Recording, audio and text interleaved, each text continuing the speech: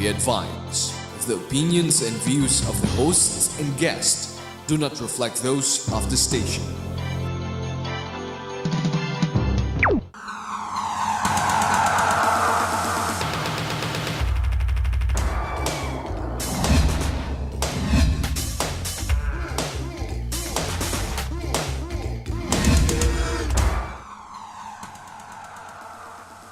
Good morning, Philippines. You are watching the Business Portal, your gateway to business trends and opportunities here at the Global News Network, coming to you live via Channel 21 at Destiny Cable and Channel 1 via GSAT. I am your host, Rowena Cuico Suarez.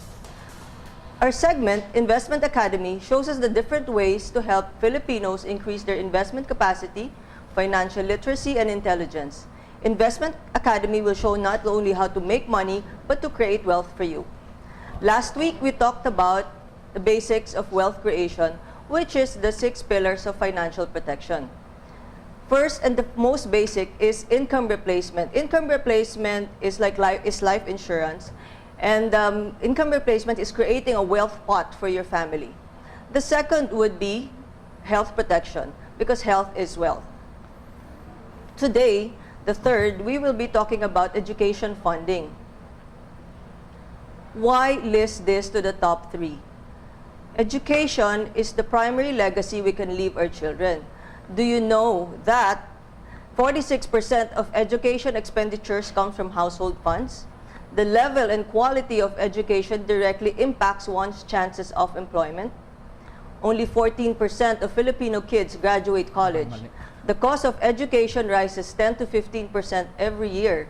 So 100,000 tuition fee now will cost 142,000 in 7 years.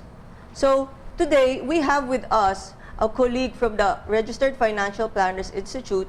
He established Pinoy Smart Savers Learning Center. He regularly conducts seminars on money management and author of this book. Later I'll show it to you.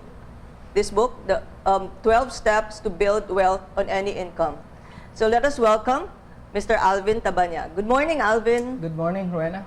And another in our panel is a good friend, a financial advisor who has been in the financial services industry for the past 17 years. He is an MDRT. He has also invented the ASM, financial planning, this one, the ASM, the financial planning calculator. He is a wholesome family man with 2 lovely children. Let us welcome Mr. Ariel Manialak. Good morning, Ariel. Good morning, Ro. How are you today? Great. Good. That's good. So let's just go right to shoot. We have about 45 minutes to have this discussion. So, Alvin, how important is education funding to parents? Well, it's very, very important. As you mentioned earlier, that if there's one thing that's sure to happen to tuition fees, it will be that it will continue to increase. And based on current figures, for the past 3 years, more than 300 colleges and universities have been increasing their tuition fees by an average of 10%. 10. Okay, so Because some, I think, still go 15, right? 15, even as high as 20. So you mentioned earlier that 100,000 tuition fee today will cost about 147. Yes. But if you have a small baby now, that baby will enter college in about 15 to 16 years. Tuition fees will probably be around 250,000 a year. So very conservative pa pala yung aking yes, because that's just 7 years. Yeah. But for babies now, toddlers now, that's about 15 to 17 years from now. You will probably need about 1 to 2 million just to get one child through college, because we're not just talking here of tuition fees. There's also other related expenses like allowances, books, uniforms. So it's very important, because it is a fact that educational expenses in the future will be a lot higher than it is today. Okay. So let's say a woman is pregnant right now. They just got married, pregnant. So she, so 0 age yan. Pag nanganak 0, pagdating niya ng 7 years old, let's say grade 1, if you want to go to a Catholic school, exclusive, it's 100,000 now. So by the time it's 147,000, and that's just grade school. Grade school, yes. And then college goes to 1 million. Probably. So, okay, Most so likely. there you have it. So, that's also a good family planning method, no? If you think about education. No? And yeah, so what happens if parents do not plan for this? How will it affect the lifestyle of their family? Well, one, if parents do not plan for their children's education, there's a very big possibility that the child will not be able to finish his schooling or her schooling. So, kung wala kang pondo, you're lucky if your child can get a scholarship. But don't bet on that. So, if you do not have sufficient funding, it's either your child will not be able to finish college, or if they're able to finish college, you will probably fall into huge debts. So, kasi ang mga magulang, walang ibang pupuntahan. Pag wala ng pera, umuutang. So, two things that can happen. Either the child will not be able to finish college, or if they do, the parents will fall into huge debts that may take a lifetime to pay back. What about this, di ba, before they had the pre-need education plan and things like that. So, what happens? Is that very good to do that? Well, I usually recommend three. What do you recommend? Three Yes. ways. Okay. There are actually 4 ways Okay. to fund children's education. Uh-huh. One is pay as you go. Okay. Ito yung madalas na ginagamit ng mga parents. Yeah. Pay as you go means kung kailan papasok sa school, that's when you think about how you can fund it. So normally, we will rely on our income. The problem with that strategy is that there's no guarantee that 5 years, 10 years, or 15 years from now, you will still be earning or you will still be working. So there's no guarantee na meron kang pondo. A second strategy to fund college education or education is through educational plans.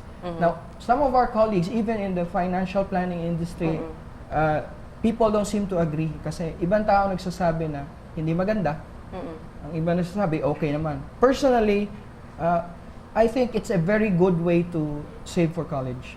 One is, it fits nicely into our tingi mentality because you can get an educational plan and pay for it by installment. So mahilig ang Pilipino kasi sa installment.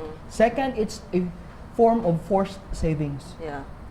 Because somebody will keep on reminding you to pay up the premiums, okay? And if you have to finish paying for the plan because otherwise you will not get the amount that you've paid if you terminate it prematurely. So it's a form of forced savings. Thirdly, it's actually safe. We know for a fact that there were pre-need plans, pre-need companies before, or Yes, just yes, very yeah. recently, which failed.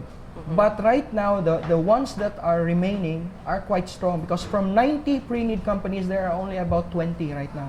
So yung mga mahihina talaga natanggal. But do they still sell pre-need right now? Yes, they still do.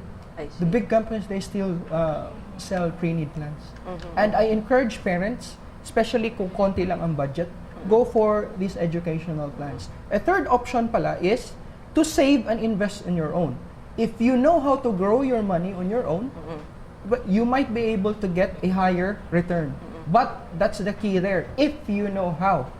Kung nagkukunwari ka lang, you might be losing money. Yeah. So it's better for you to give your money to the pre-need companies and let them do the thinking on how they will grow your money. And the fourth is? The fourth is a combination of the three. Because if you get an educational plan that will fully cover expenses for college, for example, it's going to be very expensive. So if your budget is limited, just get the plan that you can afford to pay now. Okay? And then you might have some savings in the future. And then kung kulang pa rin, then that's the time you get the balance from your earnings. I see. So you mentioned 4. That's pay as you go. You're getting out of pocket, as what you mentioned Yes. earlier. 46% of household expenditures really come from the out of pocket, no? And the second one is getting a good pre-need plan. Yes. The fourth is save and invest. If you know how to invest, then you do it yourself. And the fourth is the combination of saving, investing, and Out of pocket. And out of pocket. Yep. So there you have the 4 ways of education funding. For questions and comments, send us a text message via 0922-859-0875. Please indicate your name and location. Ariel, so in your experience as a financial advisor, can you share with us the actual educational plans that you advise your clients? All right. By using this calculator, Okay. First of all, I ask their age and then the age of the youngest child na.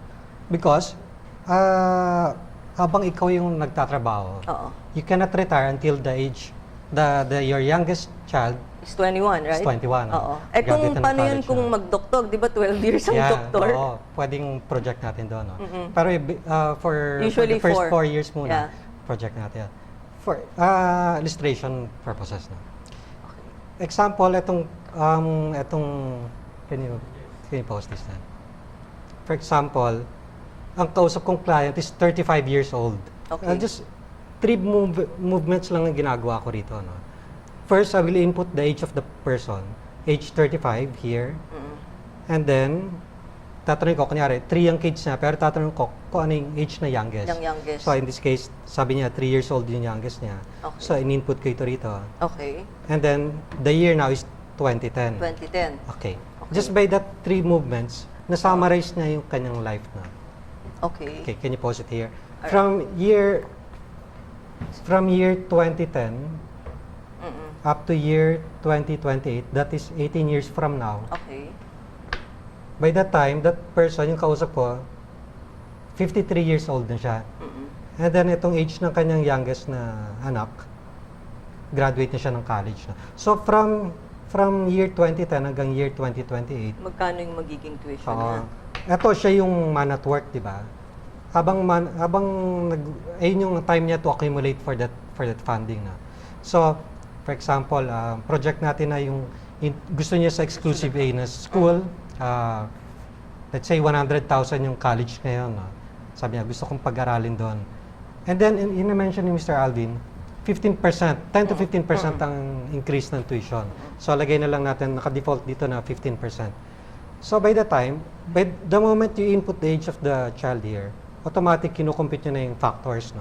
Okay. For the 4 years ng college. Okay. So 100,000, ang factors for the next 4 years will be 7.08, 8.14, 9.36, and 10.8. So you just have to multiply the current tuition na 100,000 sa factors na yan. No?